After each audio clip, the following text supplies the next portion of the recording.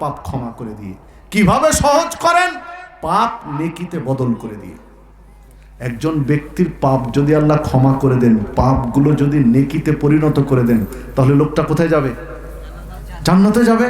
তার পাপ তো ক্ষমা হয়ে গেছে, তার পাপ নেকি হয়ে গেছে। তাহলে তারপরেও কি জাহান্নামে যাবে? জি না, জান্নাতে যাবে। মানে জান্নাতের পথ সহজ হয়। তো আমরা শেষ পর্যন্ত থাকবো তো ইনশাআল্লাহ।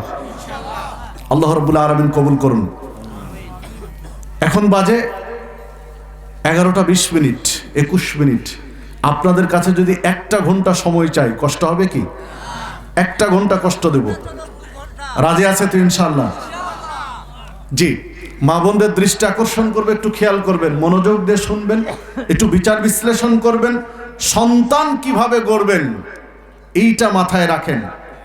কোটি টাকা রেখে যাওয়ার চেয়ে, 100 বিঘা জায়গা রেখে যাওয়ার চেয়ে, 7 তলা বাড়ি রেখে যাওয়ার চেয়ে একটা আদর্শ সন্তান রেখে যান, আপনি সফল বাবা। কিন্তু 100 বিঘা জায়গা, 7 তলা বিল্ডিং, কোটি কোটি টাকা ব্যাংকে রেখে গেলেন, কিন্তু সন্তানটা নষ্ট, আপনার এই সম্পদ সংরক্ষিত থাকবে না, নষ্ট হয়ে যাবে, সব ফুর্তি উড়িয়ে শেষ করে দিবে। এগুলো আপনার কাজে লাগবে না। কিন্তু আদর্শ সন্তান যদি রেখে যেতে পারেন, কাজে লাগবে।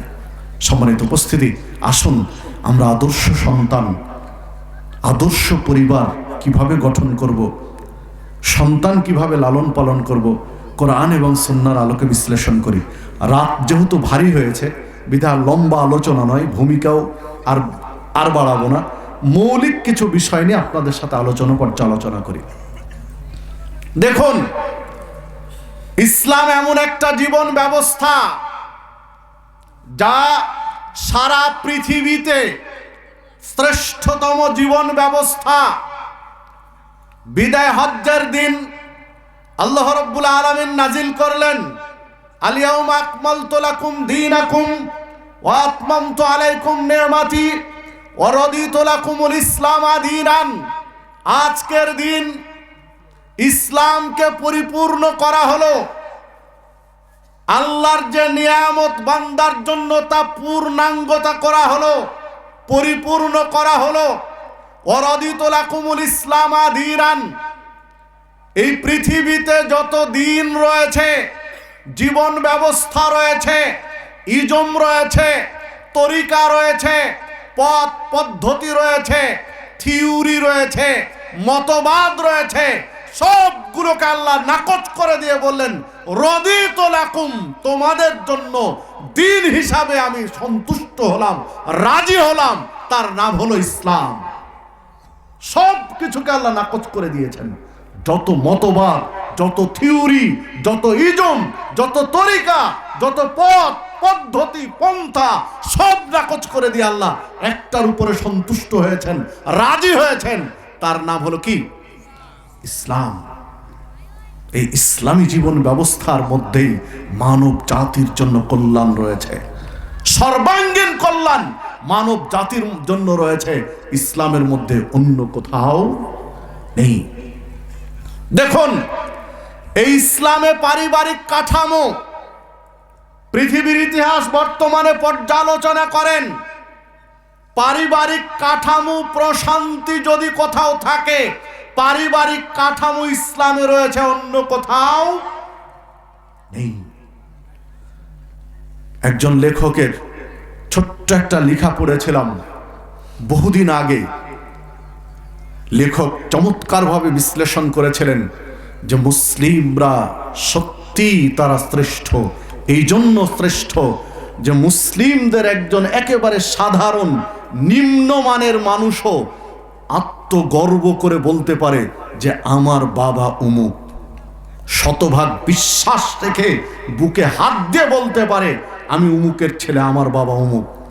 আর অমুসলিমরা সভ্যতার গর্বী, এই মানুষগুলো নিজের বাবার উপর আস্থা নেই যে আসলে আমি ওই বাপের ঔরসে জন্ম নিয়েছে কিনা, কারণ মা কতজনের কাছে গিয়েছে তার হিসাব নেই, বিধায় কোন দিক থেকে জন্ম নিয়েছে ও নিশ্চিত বলতে পারে না।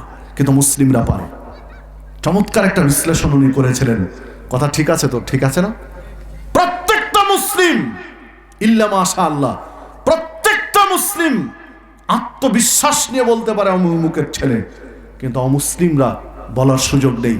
আপনি ব্রিটেন, আমেরিকা, চীন, ফ্রান্স, জাপানের দিকে তাকাবেন, সভ্য হতে পারে তারা। এখন আপনি বর্তমান পৃথিবী বিশ্লেষণ করে দেখেন, ওই সব রাষ্ট্রে যারা থাকে, যারা ট্যুরে গিয়েছে, ভ্রমণে গিয়েছে, কাজে গিয়েছে, তাদের জিজ্ঞাসা করেন, ইতিহাস খোঁজেন, একটা মেয়েকে বিয়ে করবে কিনা 2 বছর 3 বছর সংসার করে তার সাথে 2 বছর 3 বছর ধরে শারীরিক সম্পর্ক করে তারপরে হিসাব করে যে একে বিয়ে করা যাবে, এর সাথে থাকতে পারবো না পারবো না। আপনি হিসাব করেছেন? এখন বর্তমানের কথা বলছি, ঠিক এই ব্যবস্থাপনা ছিল জাহেলি যুগের।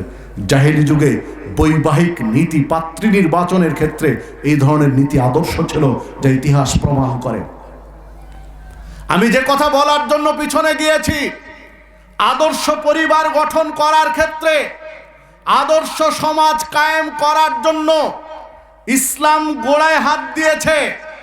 ইসলাম একেবারে সূচনা থেকে, মাটির শিকড় থেকে পরিবার আদর্শ করার মূল মন্ত্র দিয়েছে যে আদর্শ পরিবার গঠন করতে হলে আদর্শ পাত্রী নির্বাচন করতে হবে।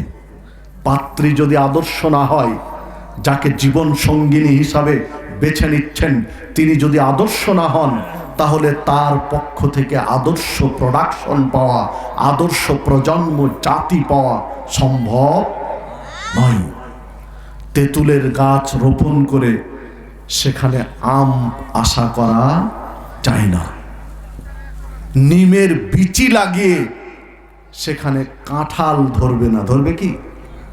নিমের বিচি লাগালে কি হবে? নিমের গাছ হবে। তেঁতুলের বিচি লাগালে কি হবে? তেঁতুলের গাছই হবে, আম হবে না, জাম হবে না, কাঁঠাল হবে না। তাহলে বীজ যেমন ফলন তেমন। এই জন্য পাত্রী নির্বাচনের ক্ষেত্রে ইসলাম গুরুত্ব দিয়েছে। সহিহ বুখারীর হাদিস, সহিহ মুসলিমের হাদিস, আল্লাহ রাসূল সাল্লাল্লাহু আলাইহি ওয়াসাল্লাম বলছেন, 4টি গুণ দেখে একটা মেয়েকে বিয়ে করে। মানুষ বিয়ে করে 4টি গুণ দেখে। 4টি গুণের একটি গুণ হলো লে মালিহা, তার সম্পদ দেখে, ওয়ালি হাসাবিহা, তার বংশমর্যাদা দেখে, ওয়ালি জামালিহা, তার সৌন্দর্য দেখে, ওয়ালি দীনিহা, তার ধর্ম দিনদারিতা দেখে।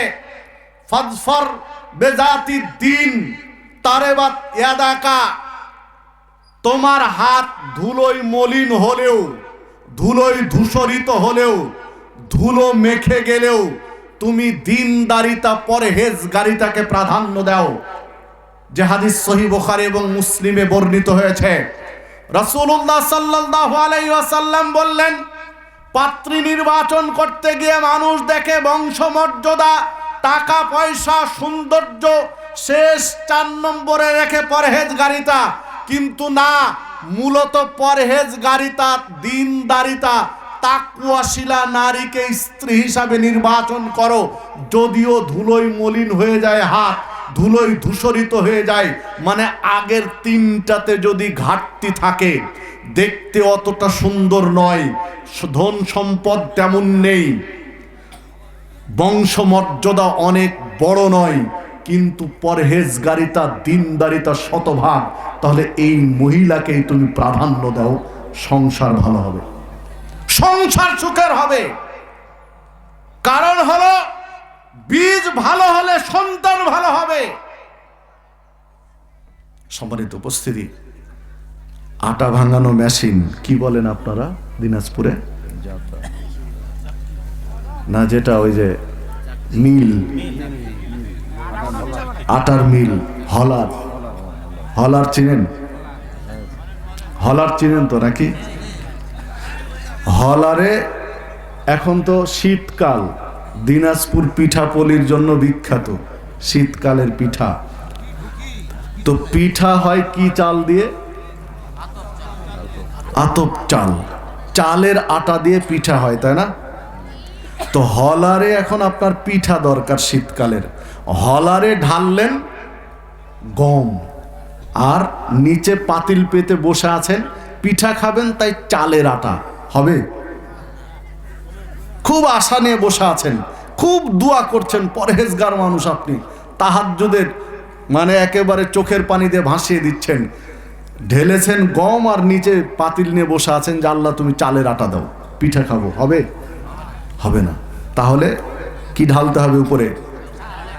চালের আটা, চাল ঢালতে হবে, তাহলে পিঠার আটা পাবেন। বুঝাতে পারলাম কি? সম্মানিত উপস্থিতি, সন্তান পৃথিবীতে আসে বাবা এবং মায়ের সংস্পর্শে, তাদের দুইজনের আনন্দের মাধ্যমে পৃথিবীতে সন্তান আসে। ব্যতিক্রম ছিলেন আদম